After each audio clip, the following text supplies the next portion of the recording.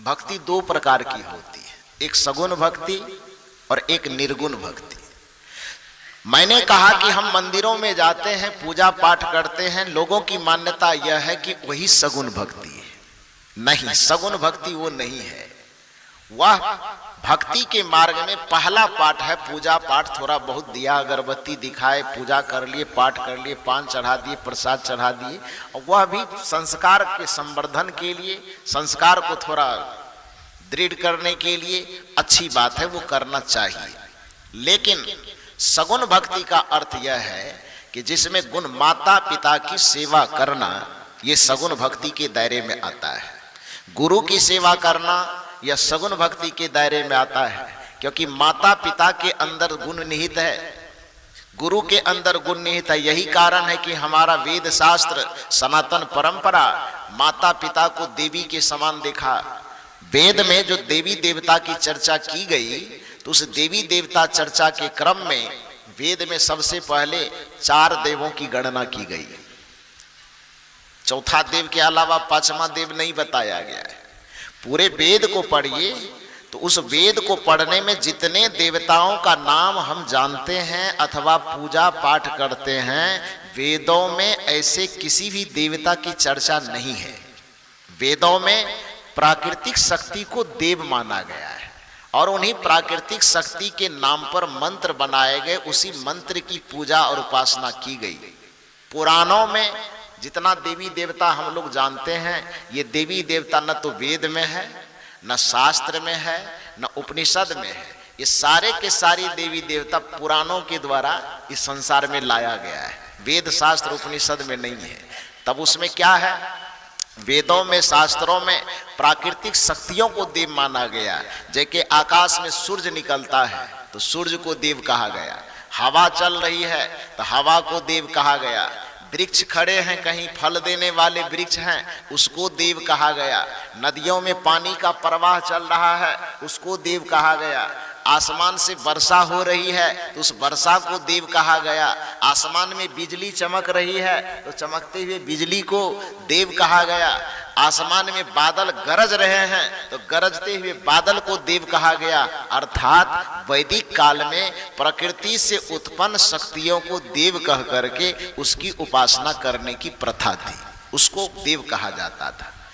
सगुण रूप में, मनुष्य के रूप में देवता यदि वेद में स्वीकार किया गया है तो आप लोग भी इसमें पढ़े लिखे लोग बैठे हैं, जानते होंगे वो 4 देवता को स्वीकार किया गया है वैदिक साहित्य में। वह देवता कौन है? मातृदेवो भवः, माता देवी है, पितृदेवो भवः, पिता देव हैं, आचार्य देवो भवः, ये संत, ये गुरु, ये आचार्य, शिक्षा देने वाले, ज्ञान देने वाले जो गुरु हैं वो क्या हैं? देव हैं। और चौथा कहा गया अतिथि देवो भवः, जो हमारे यहाँ, हमारे घर में, हमारे दरवाजे पर बिना किसी तिथि के कोई अचानक कोई अभ्यागत हमारे यहाँ पधार गया तो उसको हमारी संस्कृति, हमारी सनातन परंपरा देवता तुल्य मान करके उसका स्वागत करती है। और यही वेद निर्देश देता है कि माता पिता, गुरु और समाज के बड़े बुजुर्ग और साथ ही अतिथि ये हमारे लिए देवता के तुल्य है, और यही सगुण देवता के रूप में वेद में मान्यता प्राप्त देवता है। यही कारण है कि हमारी संस्कृति में मर्यादा पुरुषोत्तम के नाम से विख्यात श्री राम जी जब सवेरे सवेरे जगा करते थे, राजा दशरथ सवेरे सवेरे जगा करते थे, तो राजा दशरथ जी कोई मूर्ति वगैरह की पूजा करने नहीं जाते थे। श्री राम जी को किसी मूर्ति वगैरह की पूजा करने के लिए पूरे रामचरितमानस में कहीं नहीं बताया गया, बल्कि श्री राम जी को सनातन संस्कृति का आदर्श क्या सिखाया गया। भगवान श्री राम की बचपन की घटना को देखिए। जब श्री राम जी बच्चे थे, सुबह उन्हें जगाया जाता था, कुल्ला वगैरह करते थे, तो श्री राम, लक्ष्मण, भरत, शत्रुघ्न के लिए सबसे पहला काम क्या था? प्रातः काल उठी के रघुनाथा। अब पहला काम क्या? प्रातः काल उठी के रघुनाथा, मात पिता गुरु ना वही माथा। जैसे ही प्रतिदिन सुबह सुबह श्री राम की आंखें खुलती थी तो पहला काम वो ये नहीं करते थे कि बगल में कोई मूर्ति है, कोई चित्र है तो उधर जाके प्रणाम नमस्कार करते थे। नहीं, पहला काम क्या करते थे? माता पिता और गुरु की तलाश करते थे। और जो नजदीक में आ जाए तो माता के, पिता के, गुरु के, बड़े जनों के, जो भी परिवार में बड़े सदस्य थे उनके चरणों में सबसे पहले मस्तक नवाते थे, उसके बाद ही कोई दूसरा काम करते थे। आज हमारे संस्कृति से, हमारे परिवार से, समाज से यह प्रथा खत्म हो गई है। हुई है कि नहीं हुई है? जिसके कारण से आगे चल कर के ये माता पिता शिकायत करते, क्या कहें स्वामी जी, क्या कहें बाबा, क्या कहें महाराज, बच्चा सब हम लोगों को टेरता नहीं है, बच्चे सब हम लोगों का महत्व नहीं देता है, बच्चे बिगड़ गए हैं, माता पिता का महत्व नहीं देता है। तो बच्चे के अंदर जो ये कुसंस्कार भरा, कौन भरा है? इसके जिम्मेदार कौन है? आप सब हैं। ये माता पिता पहले जिम्मेदार हैं इस बात के कि बच्चे उनको आदर नहीं देते, बच्चे उनकी बात का सम्मान नहीं करते, बच्चे उनको अपने जीवन में महत्व नहीं देता। जैसे जैसे बचपन से बच्चा बड़ा होते जाता है, जैसे जैसे वह युवा अवस्था को प्राप्त करता है, वो माता पिता के तरफ से अपनी नज़र को फेरता है और अपने नज़र से धीरे धीरे माता पिता को इतना दूर कर देते हैं कि शायद लगता है कि इससे कभी कोई संबंध ही नहीं था। यदि इस चीज के जिम्मेदार कोई व्यक्ति है तो उस चीज के जिम्मेदार सबसे पहले माता पिता ही है। इसलिए अपनी सनातन संस्कृति को लौटाइए और श्री राम के उस आदर्श को समाज में स्थापित कीजिए कि प्रातः काल उठी के रघुनाथा, माता पिता गुरु नावहि माथा। अपने बच्चे को सबसे पहले संस्कार दीजिए कि माता पिता गुरु और बड़े बुजुर्ग ही हमारे सगुण देवता है, इसके चरण का स्पर्श करो, सबसे पहले तुम्हारा भक्ति की शुरुआत हो जाएगी। यह बच्चे को शिक्षा देना आवश्यक है। दुर्भाग्य की बात है कि हम उनको ये नहीं सिखाते हैं कि हम ही लोग देवी देवता है, ये मनुष्य ही देवता है, प्राणी ही देवता है, ये नहीं सिखाते हैं। हम क्या सिखाते हैं? देवता कहाँ रहता है? मंदिर में। देवता कहाँ रहता है? मूर्ति में। देवता कहाँ रहता है? पीपल गाछ के नीचे। देवता कहाँ रहता है? फलाने जगह। तो जब देवता शक्ति देने वाला, आशीर्वाद देने वाला, ज्ञान देने वाला, बुद्धि देने वाला सब घर के बाहरे में है, तो घर वाला को मुफ्त में आदमी सेवा क्यों करेगा? ये मुफ्त में इसको पानी क्यों पिलाएगा? देवघर नहीं जाएगा पानी पिलाने जो इसको पानी पिलाएगा। ये गलती तो हमसे न हुई है कि हमने ये बता दिया है कि सारा सुख सुविधा सम्मान शांति देने वाला भगवान देवघर में बैठा हुआ है। हम तो कुछ है नहीं, हम तो भगवान के हाथ की कठपुतली हैं। तो कोई व्यक्ति डायरेक्टर को खोजेगा कि कठपुतली को खोजेगा? किसको खोजेगा? मेरी बात समझ रहे हैं? बुरा नहीं लग रहा है मेरी बातें? मैं ये कहना चाहता हूं कि किसी व्यक्ति जा रहा है कि हम लोग कुछ नहीं है भाई, हम तो भगवान के हाथ की कठपुतली हैं। भगवान जैसे नचाता है हम वैसे नाचते हैं। बचपन से जो बच्चे के अंदर यह संस्कार आप भरते हैं, इसके परिणाम में बच्चा आपके व्यवहार को, आपकी वाणी से सुनते सुनते सुनते सुनते उसके खोपड़ी में यह बात भर जाती है। विद्या किससे मिलती है? तो सरस्वती मैया से। धन किससे मिलता है? तो लक्ष्मी मैया से। बल किससे मिलता है? तो बजरंग बली से। धन किससे मिलता है? बुद्धि विद्या और सर्व मनोकामना कहाँ से पूरी होती है? तो शंकर भगवान से। मतलब दुनिया के जितनी आवश्यकता है, सारी आवश्यकता पूरा करने के लिए आपने सबको बाहर में बैठा रखा है। तो बच्चा जब वह बड़ा होता है सोचता है कि बल मिला हनुमान जी से, बुद्धि मिली सरस्वती मैया से, धन मिली लक्ष्मी मैया से, और जो भी चीज की आवश्यकता सब बाहरे वाले से मिला। तो मुफ्त में इन लोगों की सेवा सत्कार क्यों करें? इसको पानी पिलाने में समय क्यों बर्बाद करें? यदि हमें पानी पिलाना है तो मंदिर वाले को जाके पानी पिलाएंगे, इनको पानी पिलाने की क्या आवश्यकता है? तो यह संस्कार आप अपने बच्चों में न डालें। आप अपने बच्चों में यह बचपन से संस्कार डालें कि माता ही देवी है। और हकीकत यही है। देवी किसे कहा जाता है? जो निरंतर दे रहा है। माता पिता ने इस 3.5 हाथ के शरीर को दिया है, इसको झुठलाया जा सकता है क्या? नहीं झुठलाया जा सकता। मेरे सामने जब कोई व्यक्ति आता है, कहता है कि ब्रह्मा जी सृष्टि के निर्माता है, विष्णु जी सृष्टि के पालन पोषक हैं, भगवान शंकर संहार करने वाले त्रिदेव हैं, मैं कहता हूं कि इस त्रिदेव के दर्शन के लिए तू पूरे दुनिया चक्कर मार आओगे, तुम्हारे बाप, तुम्हारे दादा, तुम्हारे नाना किसी ने नहीं देखा होगा और तुम्हारे भी पूरे जीवन गुजर जाएंगे, शायद ऐसे ब्रह्मा और विष्णु महेश कभी कहीं नजर नहीं आएंगे। लेकिन मेरे तरीके से सदगुरु कबीर के विचार के अनुसार ब्रह्मा, विष्णु और महेश को यदि देखना चाहते हो तो 1 मिनट नहीं लगेगा, एक पल की तलाश में उस ब्रह्मा, विष्णु और महेश को देख लोगे। लोग पूछते हैं कि वो ब्रह्मा, विष्णु, महेश कहाँ मिलेंगे? मैं कहता हूं कि आपके घर में आपके माता पिता के रूप में ही वो ब्रह्मा, विष्णु, महेश विद्यमान है, उसको देख लो, उसी में भगवान नजर आ जाएंगे। आपके मन से सवाल हो सकता है कि इनको आप ब्रह्मा क्यों कहते हैं, इनको आप विष्णु क्यों कहेंगे, इनको आप शिव क्यों कहेंगे? तो मैं उसके पीछे आपको एक बात कहता हूं, समझ में आ जाएगी। ब्रह्मा जी को ब्रह्मा हम क्यों कहते हैं? क्योंकि इसलिए कहते हैं उन्होंने सृष्टि को बनाया। उस ब्रह्मा जी को हमने आपने कभी देखा है? कभी देखने की उम्मीद है? न देखा है न देखने की उम्मीद है। लेकिन ये 3.5 हाथ का जो संसार है, वो वाला संसार की मैं बात नहीं कर रहा हूं। ये 3.5 हाथ का जो संसार प्रत्येक आदमी लिए लिए घूम रहा है, इस 3.5 हाथ के संसार को किसने बनाया है? उस ब्रह्मा को आपने देखा है कि नहीं देखा है? आप लोग देखे हैं कि नहीं देखे? नहीं देखे हैं? हम अपना वाला ब्रह्मा को तो देखे हैं।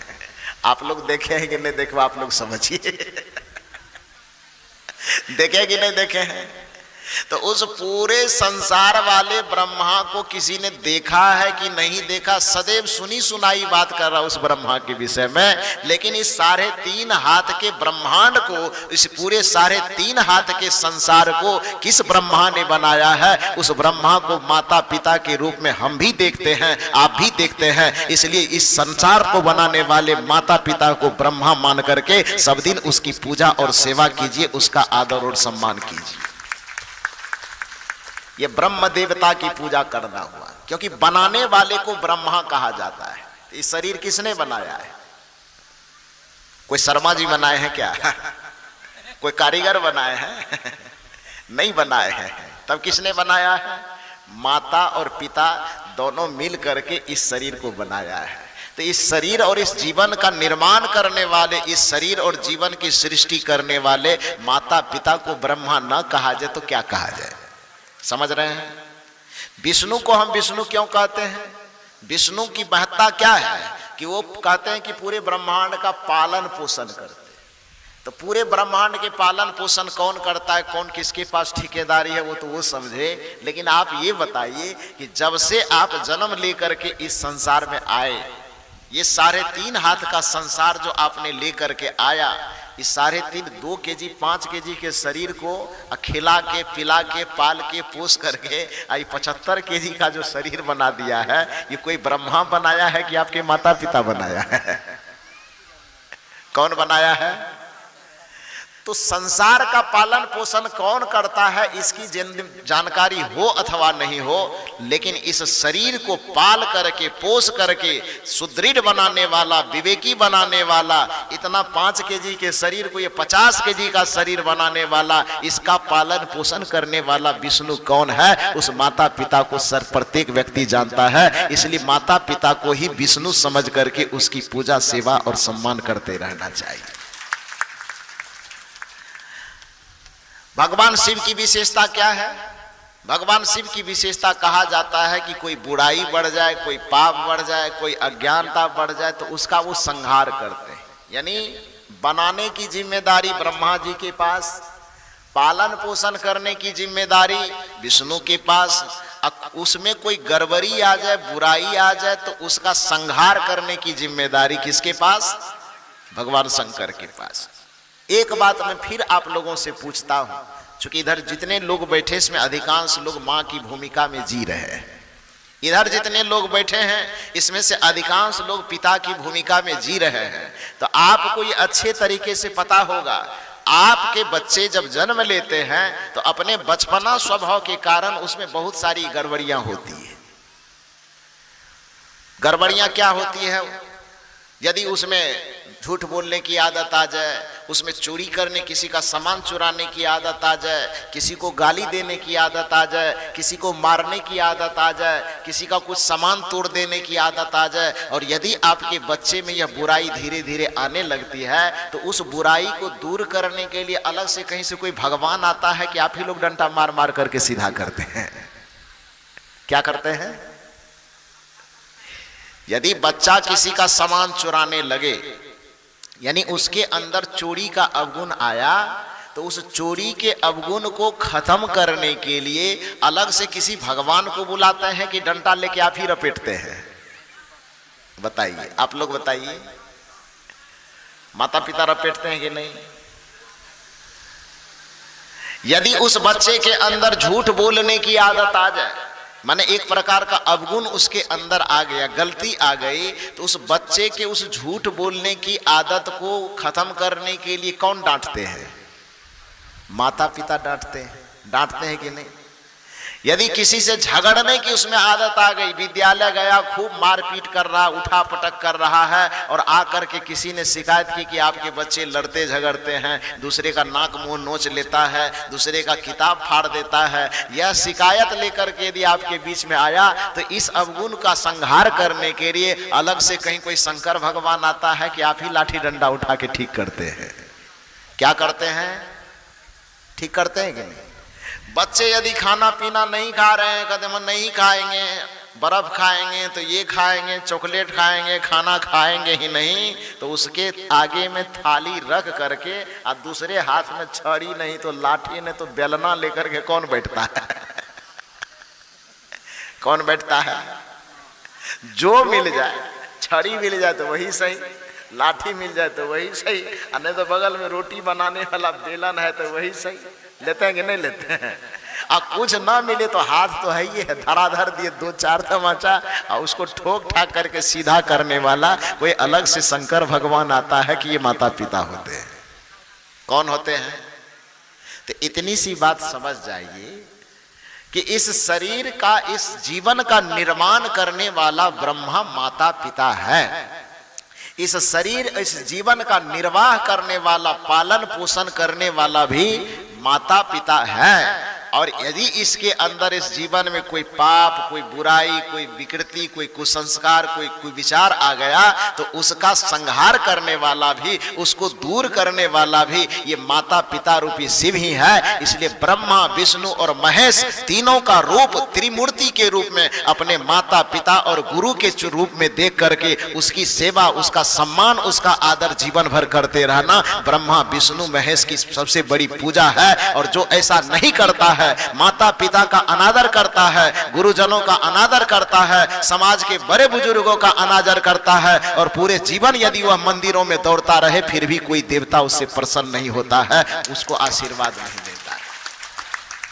किसी भी देवता का आशीर्वाद प्राप्त करना हो तो सबसे पहले माता पिता के हृदय को प्रसन्न कीजिए, माता पिता को आदर दीजिए, माता पिता को सम्मान दीजिए।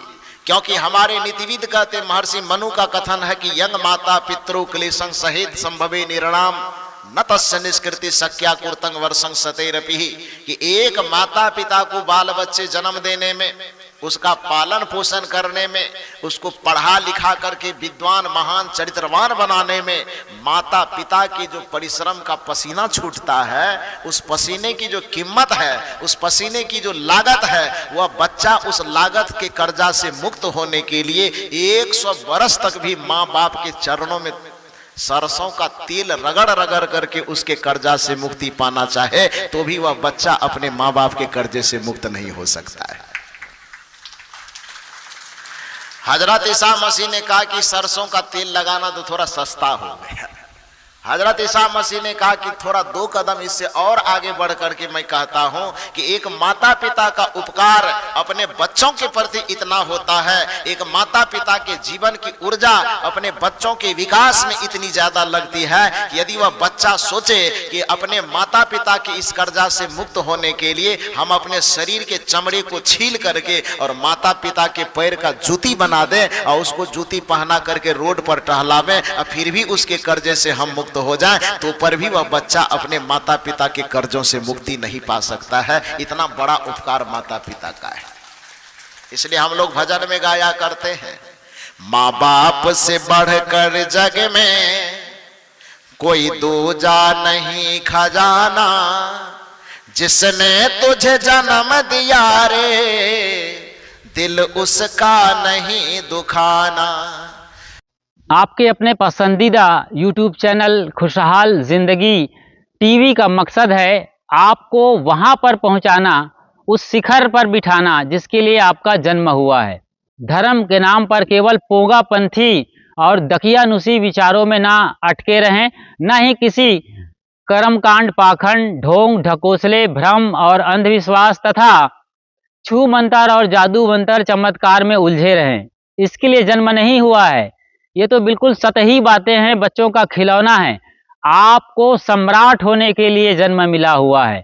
आप अपने जीवन में उस शिखर को हासिल कर सकते हैं जिसे बुद्ध, महावीर और कबीर ने हासिल किया था। उसी शक्ति और सत्ता की आत्मा आपके भीतर बैठी हुई है, उसी को जानिए और उनको धुंधला करने वाले, उनको धूमिल करने वाले जो भी विचार हैं, जो भी परंपरा है, उनको बिल्कुल बेनकाब करिए। बहुत सुंदर आपने हमारा पूरा साथ निभाया और आखिर तक इस वीडियो में आपने देखा और समझा तो ये जाना है कि किस तरीके से आपको लोग धर्म के नाम पर बरगला रहे हैं और भटका रहे हैं। सभी मत, मजहब और परंपरा के जो अगुआ लोग हैं, जैसे हिंदू धर्म में पंडित और पुरोहित, मुस्लिम बिरादरी में मुल्ला और मौलवी तथा ईसाई मिशनरी में उनके अपने पंडित हैं, पोप और पादरी, ये सब भटकाने वाले हैं। इनको सत्य से कोई मतलब नहीं है। ये आपको सांत्वना देते हैं बस, और सांत्वना के बदले बड़ी मोटी रकम से अपनी जेब भरते हैं, अपनी ज़िंदगी चलाते हैं, घर परिवार पालते हैं और स्विस बैंक में अपना सारा पैसा जमा करते हैं। तो आप सोचिए जरा, कहाँ आप अपना पैसा फेंक रहे हैं? गलत जगहों पर। आप इससे बेहतर होगा कि किसी गरीब को खिलाइए, किसी दिन दुखियारा की खुद जाकर मदद करिए और मानवता को जगाने वाले मिशन में काम करिए। तब जाकर के आपका इस तरीके से जीना और धर्म करना सार्थक होगा। खुशहाल जिंदगी यूट्यूब चैनल पर आप बिल्कुल नए हैं तो फौरन सब्सक्राइब कर लीजिए। यह एक निःशुल्क प्रक्रिया है। जैसे ही आप सब्सक्राइब करते हैं, हमारा परमानेंट मेंबरशिप हासिल कर लेते हैं और इसके बाद बेल आइकन को प्रेस करते हुए, नोटिफिकेशन की घंटी बजाते हुए जब ऑल या सभी को सेलेक्ट कर लेते हैं, तो जब भी हम लाइव आएंगे या नई वीडियो अपलोड करेंगे, सबसे पहली सूचना आपको तुरंत मिल जाएगी। अपना और अपनों का जरूर ख्याल रखिए। शुक्रिया, साधुवाद और साहेब बंदगी।